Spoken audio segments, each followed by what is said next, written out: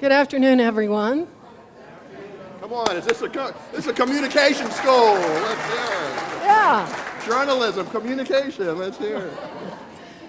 So my name is Geneva Overholser, and I'm the director of the Journalism School here at USC Annenberg, which encompasses both journalism and public relations. So if your kids are in one of those two, they're my charges. And I'm delighted to have met so many of you.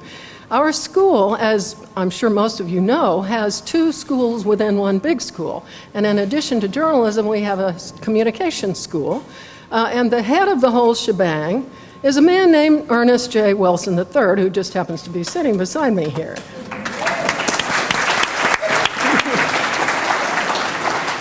Ernie is the dean of the USC School of Annenberg, and it's my delight to conduct a conversation with Ernie today. I'm going to tell you a little bit about him. I think a lot of you know Ernie. His fame precedes him. Got his doctorate up the road at Berkeley after undergrad at Harvard, and has had a career that has been quite distinguished in both academe and the public sector. He's been at the Universities of Michigan and Pennsylvania and Maryland, probably among others, and done consulting work, for example, with the World Bank. Only recently was back at the State Department doing something that Secretary Clinton asked him to do, which you all can ask him about. Has brought this school into, I must say, a really wonderful place, and certainly the kind of place that drew me and has made me very proud to be part of it. So I'm delighted to have this opportunity to ask Ernie to answer some questions, some of which I bet are on your minds. So first of all, I'm sure you all know there's lots of buzz about our new building. Tell us about it. First of all, the new building is going to be really, really cool. I want to start with that. The new building is, people say everything is location, location, location, location. And this is a pretty good location. But when we told the president of the university that this wonderful building, which was designed by A. Quincy Jones some years ago, we've just run out of space. And we need 88 to 90,000 new square feet. And so we've started a campaign to raise that money. We've raised about almost $60,000, $60 million. Wouldn't that be great? So we've raised 60,000, and I'm really in trouble. 60 million. Put some more zeros on that. And so the president said, "Okay, this is a really important school for the University of Southern California." And so he gave us what is the last remaining lot, the last remaining open space in the central campus of the University of Southern California. And so when you leave this building, if you walk out and you turn this way, you will see next to the Tudor Center and next to the library, a wonderful space that will be the location for the building. But as important as the building will be, it's there to inspire the students. It's there to inspire your kids. And there will be spaces for collaboration. We will have a converged newsroom, which will be absolutely cutting edge. Print, broadcast, online, all in one room. It'll be very, very exciting, Geneva. And I think that, especially for those parents who have students who are freshmen and sophomores, that they will have the opportunity to learn and to be educated in this building. So it's really just on the other side of that building, Yes. right next to the bookstore. After you go out, you'll see this big orange fence and all kinds of horrible machines making very exciting noises. It's really happening. So a lot of the spaces inside are a little different. Not all traditional classrooms, Right. some collaborative spaces. What led to that? Right. Well, partially, the industry that is so interesting right now, media, communications, entertainment, is changing so radically and so quickly. We do not know what it's going to look like in 5 or 10 years. And so what we decided is that we didn't want to build containers of knowledge. We wanted to build connectors of knowledge. And so instead of having fixed walls, half of the larger spaces will have movable walls. They'll have collaborative spaces. We call them huddle spaces, where people can get together from engineering and business, as well as from journalism and communication. So we think it's going to be really exciting on the inside. It's going to have flexible space, and it will have an opportunity for students to learn in very new sorts of ways. So you talked about collaboration. I think that's part of what you mean when you say a phrase that I've heard you use a lot, which is the Annenberg Advantage. Well, the Annenberg Advantage, aside from being alliterative, so we sort of like that part of it, is special. And what we have discovered, as a lot of us travel around the country, myself included, is that there are some wonderful journalism schools. There are some wonderful communication schools. Berkeley, for example, my alma mater, has a great journalism school, but it's only journalism and it's only graduate level. So among the many advantages that we think we have here at the Annenberg School is that your kids, and for the students who are here, will have the advantage of being able to take classes not only in journalism, but in communications, in public relations, in strategic communications, in public diplomacy. And we believe that the advantage is that as the world becomes more converged, then our school is already there. We have a converged school, and we'll be able to provide, as no one else will, the advantages that these students need in a changing world. So I've just gotten a note that says the fly-through is loaded in here. Do you want to play it now? Or do you Absolutely. Let's do that. Let's do it.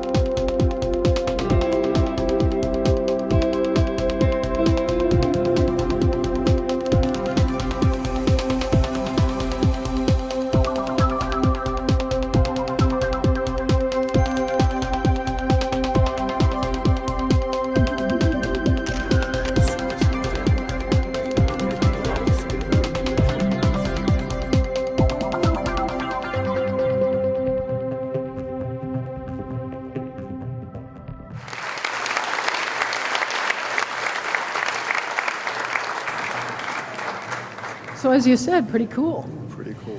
The groundbreaking is coming up November 8th. November 8th, I think, isn't it? Yeah. So come, groundbreaking. You all are part of the family now.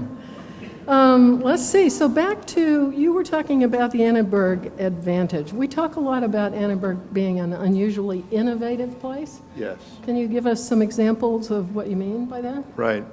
That's a great question. And it's the philosophy here at the school, given the nature of the industries and organizations for which we prepare our students, is we either innovate or we die.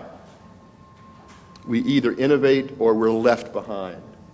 And so everything that we do here at the Annenberg School is driven by the imperative to innovate. So let me just give you a couple of examples. One is that Geneva Overholser, our director, has led a very interesting initiative that we call the Boot Camp, that brings Annenberg students, Marshall students from the business school, and engineering students from the Viterbi School together to work in a class on the same kind of project.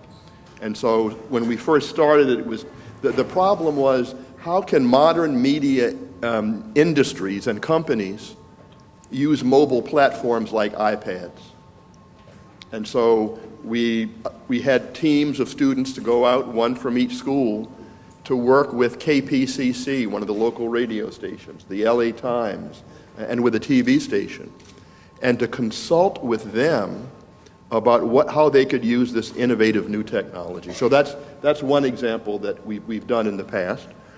More recently than that, we have established something called the Annenberg Innovation Laboratory, and we'll hear, I think, a little bit more about that later on today. It's right over in the other lobby. It was called by MarketWatch, and I love this. MarketWatch visited it, and they wrote a story that said, Annenberg, the new Silicon Valley. I think it's pretty nice. There was a question mark after it, but it was, we'll take that. And that has brought together companies from Disney to IBM to Warner Brothers to France Telecom to work on innovative new cutting-edge ideas in journalism and in communication and media. And then the third thing I will just mention that is a pipe dream right now, but I think it's going to happen.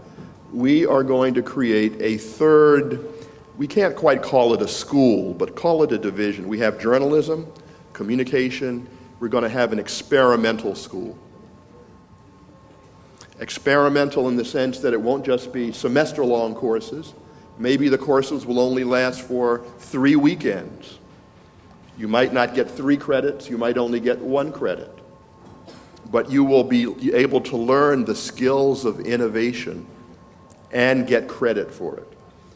So I think, Geneva, those kind of capture the spirit in 3 different ways of what we're trying to do with innovation. So another thing that you care about deeply is community engagement, and I'm sure some of our visitors will have seen up here on the second floor an exhibit called South LA Democratic Spaces. This is a collaboration, as I understand it, among our faculty and students and several of our community partners. So why does civic engagement, community engagement, why is that a part of the school? I think it's an important, at the heart of this school is the desire to communicate across cultures, across communities, and to understand that if we do not communicate effectively with one another, we will never understand one another. And bad consequences come from failing to communicate effectively. And so we're in the heart of Los Angeles. We're in South Central. And that's an important part of who we are. And we have been lucky enough to have talented professors and talented students who are deeply committed, as are all the faculty, to being good neighbors in this community. And so we have students who've put together a number of different programs in an area called Alhambra, which is 1/3 Anglo, 1/3 Asian American, and 1/3 Latino. But they never had any common medium to talk to one another. So we went in and created a trilingual website, a trilingual online newspaper or source of information. And it's been tremendously, I think, beneficial to the people in the community. It's also been hugely beneficial to us as an institution and our values. And also, as Geneva knows better than anyone, the new technology allows us to do hyper-local reporting, neighborhood by neighborhood, not just city by city. And so it's teaching our students how to do hyper-local reporting on the life of these wonderful communities. So something else we're in the heart of is the entertainment world capital, right? How do we play a role in that? I think in a number of ways, and here our sister school not too far from here, the cinema school, does a wonderful, wonderful job of training people for production and how to produce programs. We have some of that here at the Annenberg School with our TV, radio, online, long-form documentary work. But we spend a lot of time analyzing what takes place in these industries. And so our students are able to understand not only what they see on the screen, but what is really happening behind the screen. How do we read? How do we interpret? How do we make sense of what's happening on the screen? For example, I see Stacy Smith here in the audience. Stacy Smith. Stacy, are you still here? Okay. Hello. Come forward a little bit so they can see you. And I want to do this in advance because when your kids take Stacy's class, they will pick up the phone and say, "Mom and Dad, I've taken the best course I've ever taken in my life." And that's the Stacy Smith that they'll be talking about. You probably know Stacy through her work because if you've ever read, let's say USA Today, you will read reports about the representation of gender on screen, in movies, on television. And what Stacy's work is discovering is that, for example, the number of women who are playing central characters in television and movies has remained flat, maybe gone up a tiny little bit at best over the past 15 to 20 years. She has discovered that the representation of young girls in the movies and on television is beginning to show distorted bodies that couldn't possibly live if they were real in the way they were portrayed on television. So that's simply one example of the kind of work that we're doing. And we also have a wide variety of internships of people working with Warner Brothers, of people working with CAA, with public relation firms in the industry.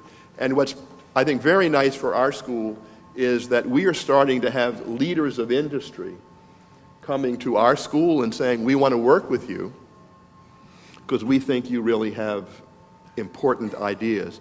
And if I'm not mistaken, Geneva, we now have expanded our offerings in the journalism school. Maybe you want to say just something about that. We've got a couple of people who now cover that and teach that.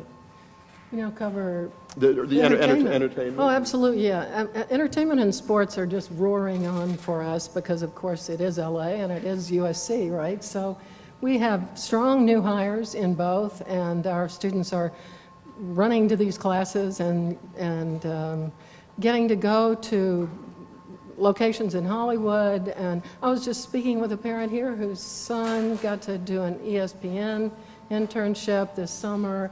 And so really exciting stuff. And I want to underscore something that Geneva said, and that's the sports aspect of it. The sports industry is now larger than the automobile industry in the United States. I repeat, the sports industry now generates more revenues and more jobs than the automobile industry in the United States. We just happen to be right down the street from something called, I think it's the Staples Center, is the name? And so we have now developed these wonderful relationships with ESPN and ABC and NBC and Fox, just on and on and on. In fact, this past summer, as a consequence of that, 30 Annenberg students went to the Olympics, 30 to cover the Olympics. And they had very responsible positions. And I've talked to some of the parents here whose kids went over. I've talked to the professionals who hosted them and trained them. It was a wonderful experience for everybody. And our man, Alan Abrahamson, one of the new sports hires, was named one of the top tweeters from the Olympics during it. Also, you mentioned Mary Murphy, who is one of our entertainment faculty, was telling me the other day about on the red carpet, which she knows very well. It's hard to get, you know this, I bet, Ernie, but I haven't spent a lot of time around red carpets, obviously enough, but it's hard to get on unless you can persuade a publicist that you really belong there. So, you know, our students, bright and capable as they are, aren't necessarily in a position to persuade the publicist. Mary goes with them and persuades them. So, you know, the students are there on the red carpet. It really is exciting. It really, really is exciting, indeed. Can I get to ask you a question? You're the boss. I mean, it's, let's flip it in the sense of participatory media, as we call it. Well, Geneva, the journalism craft and profession and industry is going through huge changes now. And I should also add, by the way, that for those of you who don't know, Geneva has tremendous experience having worked at the New York Times, the Washington Post, been the editor-in-chief at the Des Moines Register, has won all sorts of prizes, and is also, also an absolute fanatic when it comes to digital media. So the way I like it, she's got digital chops, and she's completely impatient to bring the world of information in the public interest, as she calls it, into the modern world.